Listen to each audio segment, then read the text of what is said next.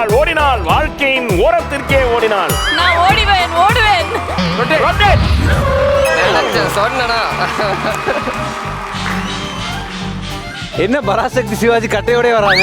இந்த செட் விசித்திரமான பல உணவுகளை சந்தித்திருக்கிறது, புதுமையான பல குக்குகளை கண்டிருக்கிறது. ஆனால் இந்த வழக்கு விசித்திரமும் அல்ல, வழக்காடும் நானும் புதுமையான டூப் குக்கும் அல்ல.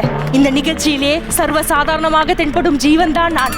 குக்கிங்கில் குழப்பம் உண்டு பண்ணினேன், பட்சரை தாக்கினேன், குற்றம் சாட்டப்பட்டிருக்கிறேன். இப்படியெல்லாம் நீங்கள் நினைப்பீர்கள். ஐயோ பச்சா தாக்க போறேன். நான் இதையெல்லாம் மறுக்க போகிறேன் என்று இல்லை. ஒன்னு கொஞ்சம் பேச்சு தான் சார், விட்டுருங்க சார். இன்னும் கொஞ்சம் பேச்சு சார். நிச்சயமாக இல்லை. குக்கிங்கில் குழப்பம் உண்டு பண்ணினேன். எதற்காக? குக்கிங் சரியா வரக்கூடாது என்பதற்காக அல்ல, குக்கிங் கொஞ்சமாவது சரியா வர வேண்டும் என்பதற்காக. மறந்து போச்சா? இதற்காக லிஸ்ட் போட்டு எடுத்து கொண்டு வந்தேன். ஏய் நான் எங்க இருந்து எடுப்ப விட்ட? நீ விட்டு தொலைல இருந்து எடுப்பிட்ட. நுங்கு கேட்டார் மாஸ்டர், ஓடினேன். மீண்டும் 20 பொருள் கேட்டார், அதற்கும் ஓடினேன். சுஜாதா அக்கா அடை செய்ய பொருட்களை கேட்டால் அதற்கும் ஓடினேன். இந்த என்பி கொய்யாக்கா சாப்பிட்டு கொண்டு திமிராக அதை எடுத்துட்டு வா இதை எடுத்துட்டு வா என்றான், அதற்கும் ஓடினேன். இந்த சுபாஷ் வேலையே செய்யாத சுபாஷ் என்னை வேலை வாங்கினான், அதற்கும் ஓடினேன்.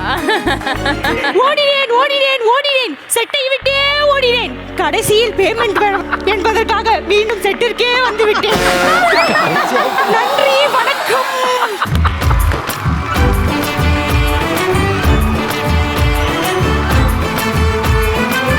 ஒரு பராசக்தி சிவாஜி டைலாக பேசி எல்லாரும் அழ வச்சாரு. நீ அதே பராசக்தி டைலாக் திருப்பி தப்பு தப்பா பேசி எல்லாரும் சிரிக்க வச்சிட்ட.